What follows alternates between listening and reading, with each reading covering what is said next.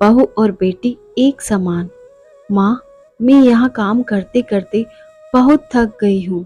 मेरी थकान किसी को नजर नहीं आती। कुछ दिन आराम करना चाहती हूँ। सोच रही हूँ कुछ दिनों के लिए अपने मायके आ जाऊं। आते हुए अपने बच्चों को भी साथ ले आऊंगी। वे वहीं से स्कूल चले जाएंगे। आखिर एक ही शहर में ससुराल और मायका होने का कुछ तो फायदा मिले। नम्रता ने फोन पर अपनी माँ से कहा। पार्वती जी ने दूसरी तरफ से कहा, हाँ बेटा, जब तेरी इच्छा हो आ जाना। आखिर ये तेरा भी तो घर है। ठीक है माँ, तो मैं कल ही आ जाऊंगी। नम्रता खुश हो बोली, हाँ बेटा, कल आ जाओ। मैं तुम्हारा इंतजार करूंगी। अभी मैं फोन रखती हूँ, मुझे मंदिर भी जाना है। कमला जी ने फोन रख दिया और सीधे किचन में गई।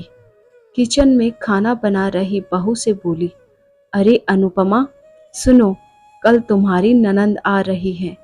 आज बाजार जाकर फल सब्जी और मिठाइयाँ लेकर आना। बेचारी मेरी बेटी ससुराल में नौकरों की तरह काम करती है और उस पर कोई ध्यान ही नहीं देता। यहाँ आएगी, कुछ दिन रहेगी तो उसका मन और तबीयत अच्छे रहेंगे। सास के मुंह से ऐसी बातें सुनकर अनुपमा का चेहरा उतर गया। वह मन ही मन सोचने लगी, काश आपको मेरी थकावट भी नजर आती। मैं भी दिन रात झाड़ू पोछा, बर्तन, खाना बनाना, मार्केट जाना और हर वह काम करती हूँ जिससे हमारे परिवार वालों को कोई दिक्कत ना हो। काश आप मुझ पर भी ध्यान दे पाती। आपकी बेटी तो जब मन में आता है तब यहाँ आ जाती है, लेकिन मैं साल में एक बार ही अपनी माँ के पास जाती हूँ, तब भी आपको प्रॉब्लम होती है। मैं भी इंसान हूँ, मेरा भी मन है। मुझे भी लगता है अपने माँ के पास जाकर थोड़ा आराम करूँ, सुख दुख की दो चार बातें करूँ, अपना मन हल्का करूँ। भगवान, अब तुम ही कुछ करो ताकि मेरी सास की आंखें खुले और उसे मेरी थकावट भी नजर आए। शाम तक भगवान ने जैसे अनुपमा की सुन ली और उसकी ननंद का फोन आया। ननंद ने अपनी माँ से कहा कि उसकी सास ने उसे मायके आने के लिए मना कर दिया है, इसलिए इस बार वो नहीं आ सकती। पार्वती जी बोली, ऐसे कैसे मना कर दिया? पहले तो कभी वह तुम्हें आने के लिए नहीं रोकती थी। इस बार भला क्या हो गया? लाओ, मेरी बात कराओ, उन्हें मैं समझाती हूँ। नम्रता ने फोन अपनी सास के पास दिया। पार्वती जी ने कहा, नमस्कार समधन जी, आपसे कुछ कहना था। समधन जी ने कहा, कहिए। दरअसल नम्रता कल त्योहार है, इसलिए अपने मायके आना चाहती है। अगर आप उसे भेज दे तो अच्छा रहेगा। नम्रता की सास ने कहा, देखिए समधन जी, आपकी बेटी मायके जाकर रहे, इस बात के लिए हमने उसे कभी नहीं रोका और इस बात से हमें कोई प्रॉब्लम है भी नहीं। कुछ दिनों पहले मैं अपने रिश्तेदार की शादी में गई थी। वहां आपकी बहू अनुपमा की माताजी से मिलने का मौका मिला। उनसे गपशप करने के दौरान उनकी बातों से पता चला कि अनुपमा को साल में एक ही बार अपने मायके जाने को मिलता है और वह भी बहुत कम समय के लिए।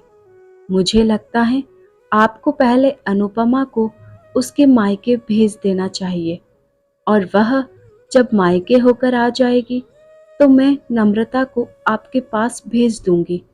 एक बहुत जरूरी बात जो मुझे लगता है आपको समझ लेनी चाहिए कि आपको अपनी बहू को भी बेटी की तरह या बेटी से भी ज्यादा प्यार देना चाहिए।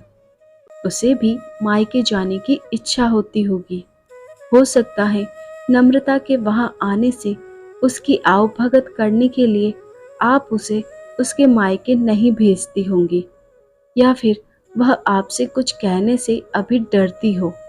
अगर आप उसको घर में ही कैद रखेंगी तो एक दिन ऐसा आएगा जब वह आपके खिलाफ बोलने लगेगी। फिर वह आपकी सुनेगी भी नहीं और जब चाहे तब अपने मायके जाएगी। ऐसी परिस्थिति आए, इससे अच्छा है कि आप ही कुछ बदलाव अमल में ले आए, जिससे आपका रिश्ता और रिश्ते की मिठास खराब ना हो। पार्वती जी को अपने समधन के हर एक शब्द में सच्चाई नजर आई। उन्हें महसूस हुआ कि उन्होंने अपनी बेटी के प्यार में अंधे होकर कभी भी अपनी बहू के मन का विचार नहीं किया। उन्होंने हमेशा ही अपनी बेटी को अपने बहू से ऊपर रखा। दूसरी तरफ नम्रता भी अपनी भाभी के बारे में हो रही इस बातचीत को सुन रही थी।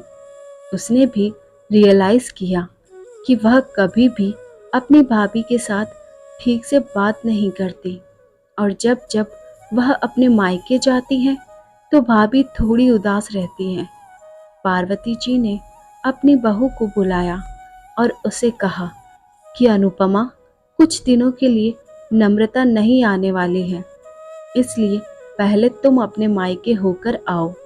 यह सुनते ही अनुपमा का चेहरा खिल गया, क्योंकि यह पहली बार था जब उसकी सास ने सामने से उसे अपने मायके जाने के लिए कहा था। अगले दिन अनुपमा अपने मायके गई और इस बार एक दो दिन नहीं, पूरे हफ्ते भर रहकर आई। अपने माँ बाप से, अपने रिश्तेदारों से मिलकर आई और जब वह लौटकर आई तो उसका चेहरा खिला हुआ था। उसकी आंखें चमक रही थी। अनुपमा के आने के बाद नम्रता भी अपने मायके आई और इस बार वो खुद सामने से अपनी भाभी से खुशी खुशी मिली और अच्छे से बात की। नम्रता ने अपनी माँ से बात करके उन्हें भी अच्छे से समझने में मदद की कि वह कहीं ना कहीं अनुपमा के साथ गलत व्यवहार कर रहे थे। दूसरी तरफ अनुपमा अपने ससुराल वालों के बदले रवैये से बहुत खुश थी। अब वह खुशी खुशी सबका ध्यान रखती और हर काम प्यार से करती। वह ध्यान रखती कि कोई भी ऐसी बात या काम ना करे जिससे घर में तनाव का माहौल पैदा हो। पार्वती जी अपनी बहू को खुद ही समय समय पर मायके भेज दिया करती। एक छोटे से बदलाव ने सास बहू और भाभी ननंद के बीच की कड़वाहट को दूर कर दिया और रिश्तों को और भी ज्यादा मीठा और मजबूत कर दिया। धन्यवाद दोस्तों। कहानी अच्छी लगी हो तो लाइक, शेयर और कमेंट कीजिए।